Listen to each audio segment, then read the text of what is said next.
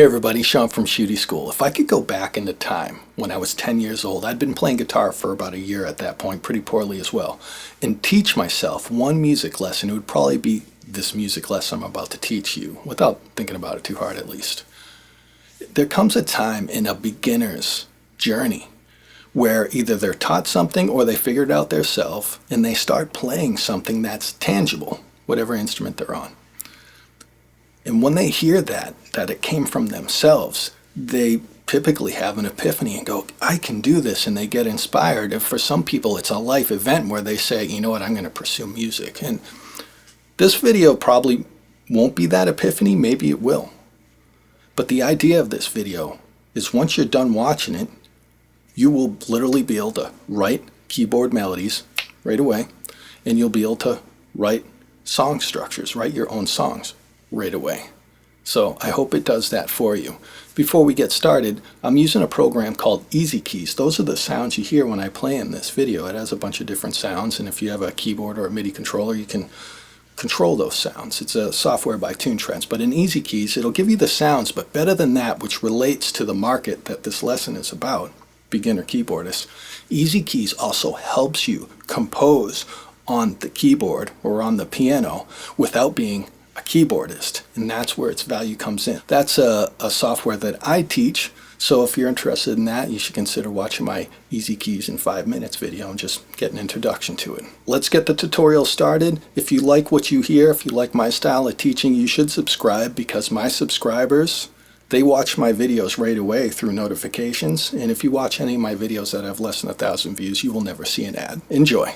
We're working in C major.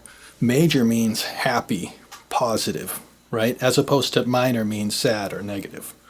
We're working in C major, and the most important thing is this thing right here, is we need to find the C note or the C key on the keyboard so we can then play in C major. So here's a little saying I came up with. It's probably not even original. I don't know, I didn't look it up. But the saying is, before the two black keys is C. That's all you got to remember. So when you look at a keyboard, it doesn't matter how big or small it is, when you see two black keys, here's two and here's two, before the two black keys is the note C, right here. Two black keys, and then the white note right before it, or the white key. These are C's. These are technically the same exact note, it's just one's lower and one's higher. Before the two black notes is the key C. That's the most important thing about this tutorial. Let's start. Let's figure out how to play something on your first piano or keyboard lesson, hopefully. Now that we've identified C, we never play black keys ever again. We just use them as a visual reference to find C. Now we only play the white keys. Something like that. If you noticed that when I played those little tiny licks, I ended on the note C, or I started on the note C. And when you do that, it accents C and lets people know that that's the root. Some metaphors or adjectives would be, not only is that the root, but it's home, as in you always want to go home. It's grounding, or it's heavy, not like heavy metal, but weight. The weight is heavy.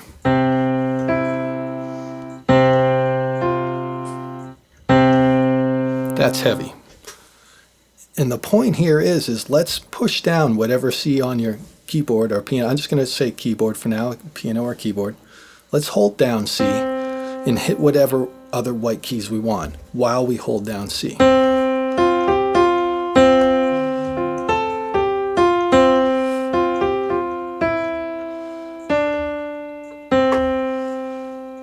See how I hit that C the last time? It felt, you could almost predict that was the next note I was going to hit because it felt like home, right? Now, you can literally just start jamming and writing melodies just like I did. Like, I didn't premeditate that melody because I know this theory of finding C and playing the white keys works so well, I can just kind of play with confidence. Not that that was amazing, but theoretically it was correct, and that's the goal of this video. But let me throw a couple rules at you up front in case your ears aren't in tune to what like sour and incorrect notes sound like. Okay, so if I hit the note C and I hold it, I probably don't want to hit the notes and hold them that are right next door. This is the key before C, this is the key after C. Maybe that doesn't sound so attractive if I hold them at the same time, especially this one right here. You can kind of feel like it's wobbling and not stable, right? Now, you can still hit those keys, but maybe you don't want to hold them down and sustain them while you hit the root note. Just tap on them, and that will be perfectly acceptable.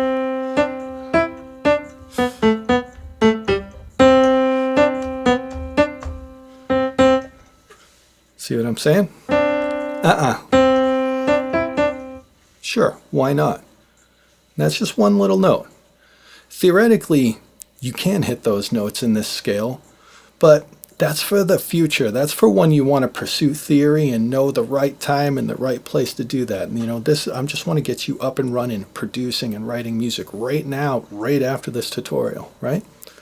So we hold C to ground ourselves and to give us that overlaying tone or underlaying tone. And then we play the other white keys over it, and we always hear that grounding C. And that's what tells me and you and the audience that we're playing in C, and that's the sound of C.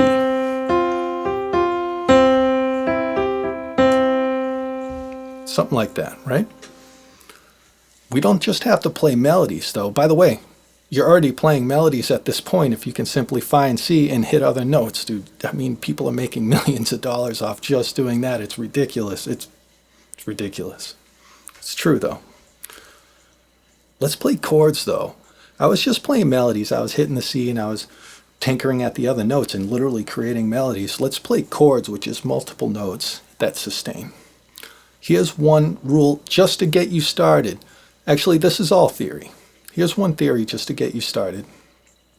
Follow it at first until your ears start working and then venture off from it.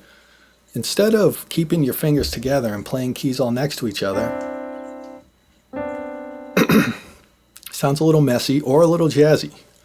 Let's just separate our fingers a little bit. I'm still going to use two hands. I'm like reaching all the way across my desk just to get in front of the camera, so I'm a little uncomfortable, but separate your fingers so there's keys in between them. Like this. Here's the C before the two black keys. Instead of hitting the neighbor, move over one. Instead of hitting the neighbor of this guy, move over one. You probably just heard the most popular chord in history, which is the C major chord, which don't even think about that. This isn't about you learning names of chords. This is just about you visualizing and jamming and getting up and running and enjoying yourself and even writing music right after this, right? So instead of keeping my fingers together, find C, spread your fingers out. There's a chord. And now I'm going to let you kind of venture out of the front yard onto the sidewalk and into town. We can actually leave C. Remember, we should always go back to it later, though. Just shift that pattern over. Right? That's another chord, and it's a beautiful chord. I feel like I'm Bob Ross, and that's a beautiful little tree right there, right? So check this out. So I just did chords all the way up, and they all theoretically were a part of C, and they all sounded good. So let me not go straight up chromatically. Here we go.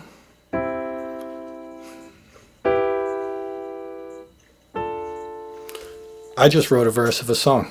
Bam, right there. And then you go back to C, which is home. That's the root. That's the number one chord. That's the home. That's the ground. That's the weight, right? And you could go. Did I go up here?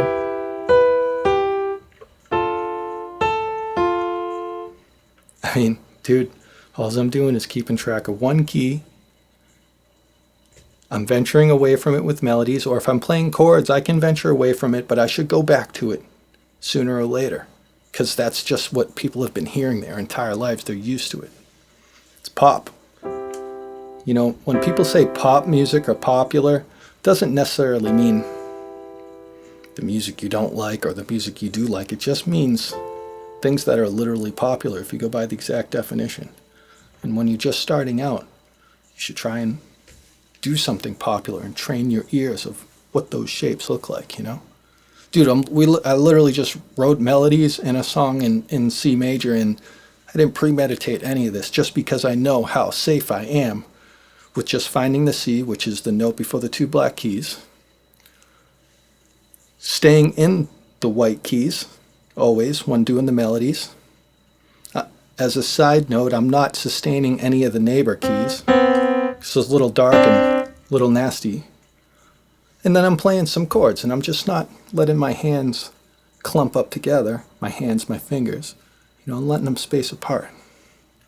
I mean, at this point, you know, you could walk by a piano like a house piano at a bar and tinker with it. You know, you could be at your dad's band practice. I've been there before. My dad was a musician, and might be a piano laying around or a keyboard, and you could tinker with it and jam with them, or you're at a church. Dude, this could be your first date with the girl you always been wanting to dazzle, right? Be like, oh, I'm Shootie. Oh, hi, Shootie. My favorite color is green, and oh, look, a piano. Whew. Oh, Shootie, do you play? Just a little bit, just a little tiny bit. Want to go out to lunch? You know, well, speaking of that joke, you know, promoting a network. When I was young, I'll blast through this as quick as I can. When I was learning to play guitar and I finally learned the chords, power chords, which got me interested in music after like a year or so of playing, I finally got interested when I learned a power chord, and it sounded like something familiar, and I thought I could jam. I learned a little 1-4-5, and my dad was always busting my butt. I saw him every other weekend of my whole life. And he'd have band practice 12 feet away from my bedroom. He'd be like, oh, good night, Sean. Yeah, I love you, Dad. And he'd be like, oh, dude, I'm going to go in the next room over and have band practice while my kids are sleeping. Like, that was my life. You know, it was rock and roll. It was rockabilly. He's always like, Sean, come in and jam with my band. And I always felt embarrassed and intimidated because my fingers were barely working. I'm 10 years old. I mean, I'm a little kid. And when my dad heard me rehearse my little blues 1-4-5, which is just a power chord thing, type thing, when he heard that, he just dragged me in there, and he's like, do it. And he's like, well, look at what my kid can do, you know? And then I was like, oh, gosh. And I started playing the 1-4-5, and the whole band, who are school musicians, hopped right on top of me and just jammed with me. And I was like, holy, like, I'm like a musician right now. And it was such an eye-opening moment. And it's like, if you can just get a few tricks under your belt, you know, that can open some doors to maybe there's a kid in school that you know is a well-respected musician, and you're too intimidated to show him your chops. You don't want to get embarrassed. Like, if you learn, like, hey, man, if he ever asks you, dude, we should jam sometime, you could respond with, instead of being embarrassed, you could be like, you know, you mind if we jam in C major? And if he's a cool dude, he'd be like, oh, yeah, sure. And then you might actually be able to keep up with him, you know, from this tutorial. So those are just that's some inspiration. That might just seem like a weird story to you, but whether you're 12 or whether you're 60, you know, if you're not bringing your instrument out of your bedroom because you just don't think you got what it takes, or someone isn't going to dig it, then you need some tricks to give you confidence. And this is a trick right here. It's, you know, if you think you suck on your instrument, or if you think your song sucks, after this tutorial, I'm giving you permission to go write your next song, because you just received the tool to do that. It's so easy. You know, it's and me giving you permission might sound cheesy or spiritual, hopefully, but you know, you have my permission. Go do it. The only thing that matters is that you're productive and focused and hopefully enjoying it. All right? So go do it. So that's the whole tutorial, man. That's how easy it is. And if someone had taught me that when I was 10, instead of me just kind of thinking, this is probably a common lesson. No one's ever taught it to me. I've never seen it before, but it's probably a common lesson. But, you know, I kind of had to like come up with this on my own, as over the years I just tinker with keyboards as I do more projects, you know.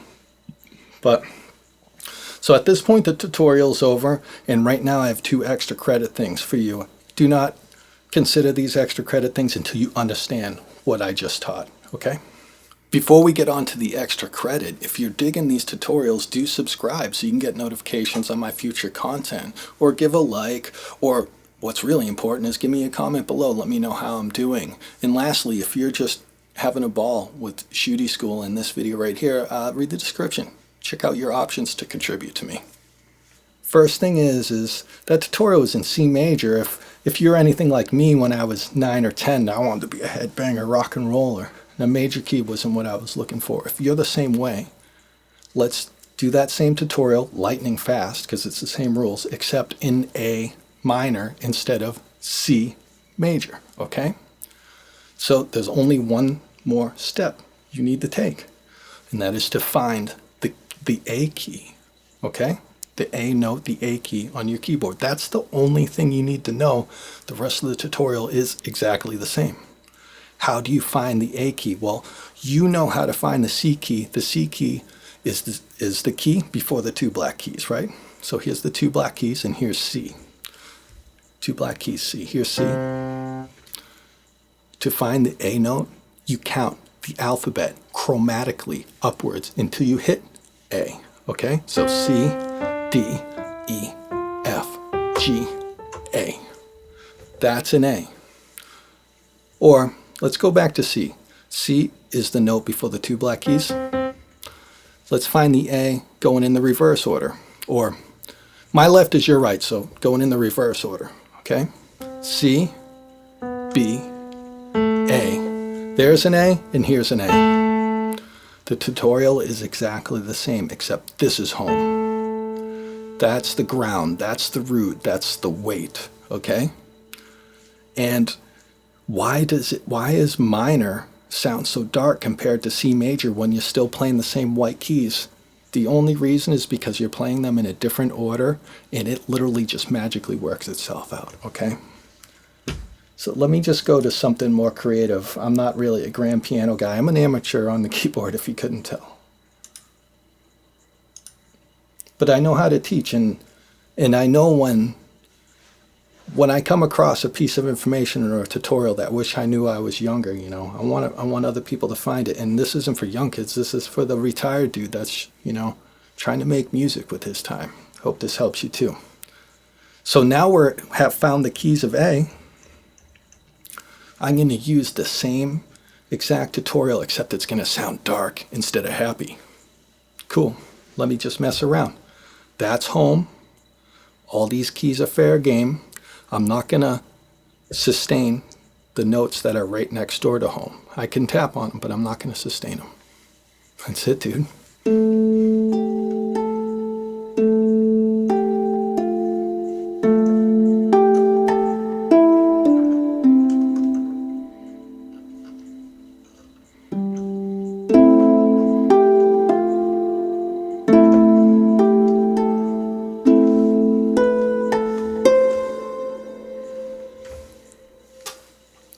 That's it. Didn't premeditate that. I just said, look, the rule is I got to stay on the A, and I can have some fun. And with that said, you should keep your ears tuned into what you're doing, because there's some sour stuff that can happen, and I explained it before, but I went over it fast. So, you know, don't sign off on just what you got out of this. You need to use your ears. You need to produce your own music. If it sounds weird and it sounds off, don't go, well, it's a white key, it works. Yeah, just don't do it. Wait until you know better to include the stuff that sounds a little too tasteful, you know?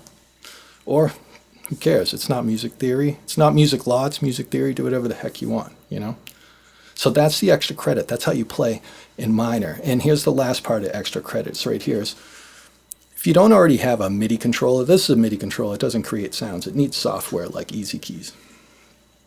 If you don't already have a MIDI controller or a keyboard, and you go to purchase one, you might want to get one that has a transpose feature.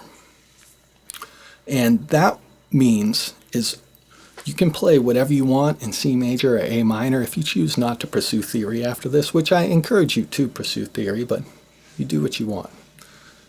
If you choose not to pursue theory off this, this is going to be your trick, and you're just going to be playing in C major or A minor, you know, forever theoretically. Then you need a transpose feature, because let's say that last thing I just played, something like that. Let's say music supervisor, the guy I'm scoring a movie for, writes back and goes, "That's fantastic, but the sound effects guy did all his, low effects, explosions and ambient effects in B, so we need that in B minor instead." And you only know how to write in A minor. You can just hit the transpose button and bam, you're now in B minor. So that's the last piece of advice. This could be a form of cheating. I don't think so.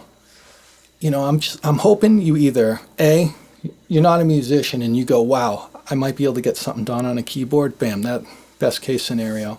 Or maybe you're similar to me and you're like, you've been playing guitar the majority of your life and you're like, I can finally get off the guitar and do something and apply my inner clock and my dexterity in my fingers to a different instrument. Now I can actually navigate this different instrument. That would be great, It's just, I hope this inspires you to not walk by the keyboard and go, it's not the instrument I play. Because you can now, I hope. Okay? So if you want to see more of my videos, please subscribe. If you enjoyed this, hit like. If you want to make my day, comment. Even just say cool or what's up or just put ... I don't care. Comments make my day and they help me out. So this is Sean from Shootie School. Stick around for more like-minded videos. So rock on.